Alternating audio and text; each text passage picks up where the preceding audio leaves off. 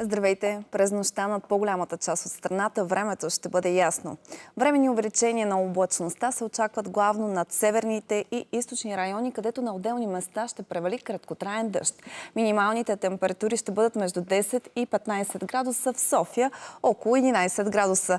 Утре ще преобладава слънчево време, но с развитие на купеста и купесто-дъждовна облачност и на много места ще има краткотрайни валежи с гръмотевици, като са възможни и градушки. Максималните температури ще бъдат между 22 и 27 градуса, по-ниски по Черноморието, а в София около 23 градуса.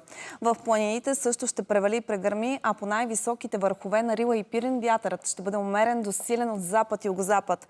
Максималната температура на 1200 метра ще бъде около 17 градуса, на 2000 метра около 10 градуса. Във вторник преди обед ще бъде слънчево и топло, а след обед на много места ще има краткотрайни валежи, гръмотевици и условия за градушки. В сряда и четвъртък ще нахлуе по-студен въздух.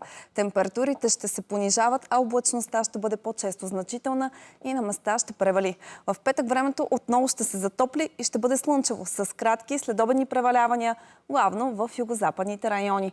И за финал един пример за климатична адаптация. Немските градове все по-често се изграждат зелени, шумозащитни коридори от дървета и храсти, които помагат за по-чист въздух, по-малко шум и по-хладна градска среда. Така завършва нашият поглед към небето. А вие останете с нас.